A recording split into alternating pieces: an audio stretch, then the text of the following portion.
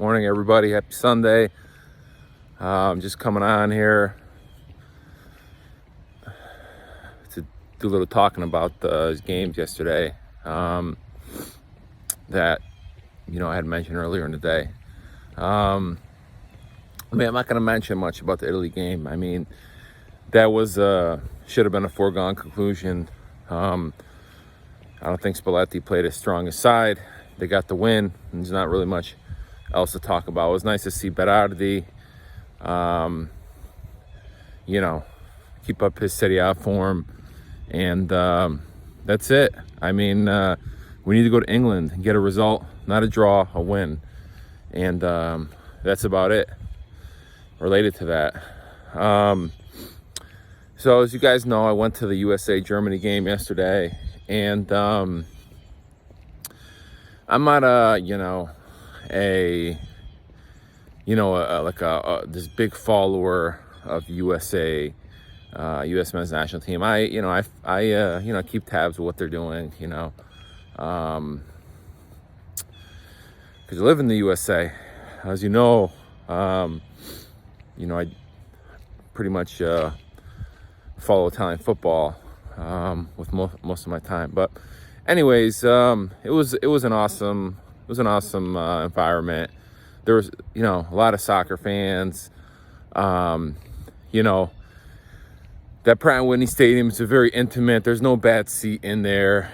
It was cool to see all the German fans. They had their section over there with their flags, their nice looking flags, and it was just a great environment for a soccer game.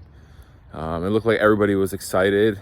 I think Germany played one of the best possible lineups they could play.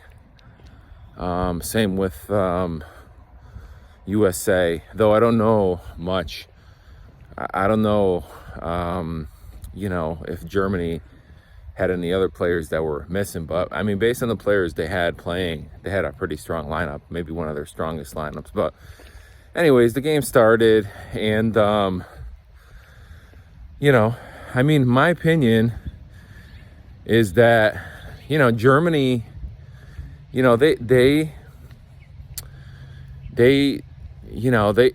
attacked the USA in little bits and pieces. They passed the ball around. They switch fields. They go down the middle. This USA team, was backing up.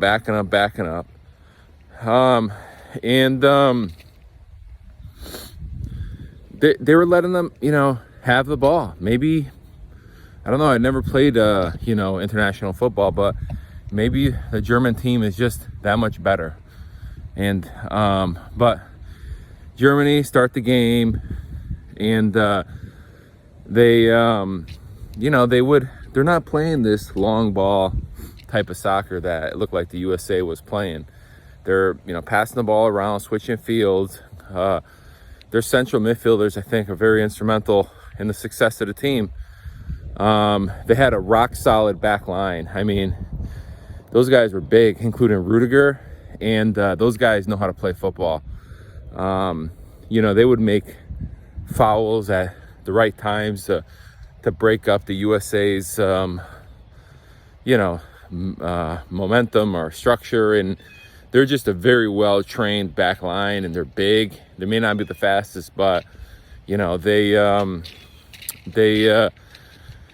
did a good job. There was a couple times where USA, they tried in the first half, they tried to send the ball up to Weah, or the other wing over there where Dest and Pulisic were. And the German team, hey, they looked a little dangerous. They had a couple chances, USA, but the German team, they pretty much held their own. That PK in the beginning that Pulisic thought was his, I look at the replay, the goalie didn't even touch him, Ter Stegen. But kudos to Pulisic. He had a great goal, and but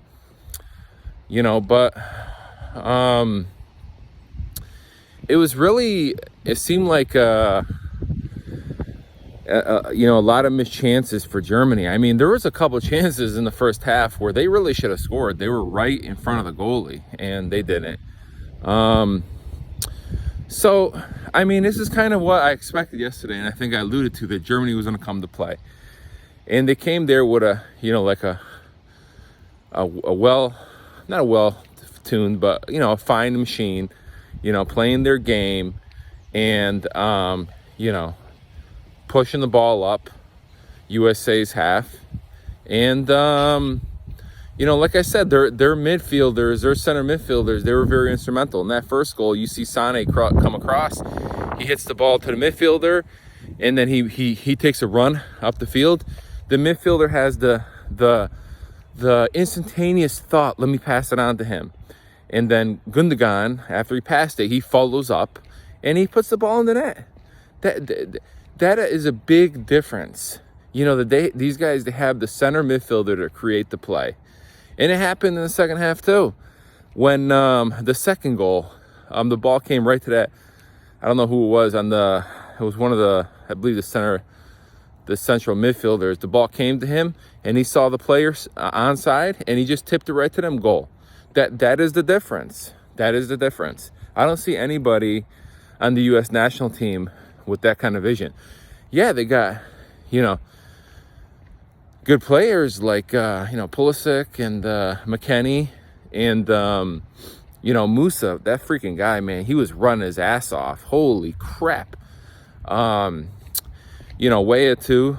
They got good players, but the difference is with these club teams that they play for, and this team, is that on their club teams, they have players that could create and, make things happen that supplement their great talent. On this team, I don't see it. On the USA team, I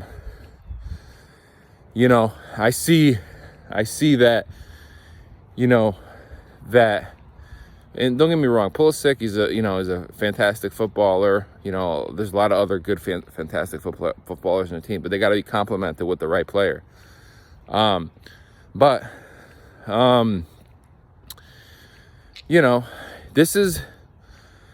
don't think this is something as easy as getting a new coach and things are going to get changed. This is in my opinion, a systematic issue in U.S. soccer, starting from the ground up.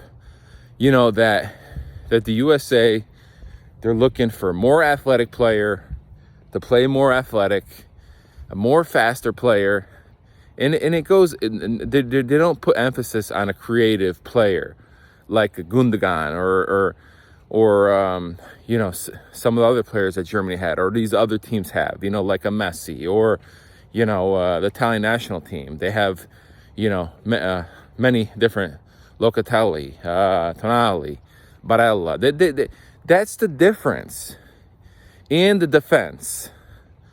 So that's my issue. I don't know that, that's not my issue. That's just my 2 cents. This is a systematic issue that I don't see getting changed. You could go hire whoever you want. You could go hire Pep Guardiola. I don't see it's going to change. If you don't have the right players to fit the system, or the players to supplement the great talent you got, this is what you get. So anyways, that's my 2 cents. It was great to see, Weah, Pulisic, Musa, and McKennie and the other guys. But let me know what you guys think, if you agree. Bye.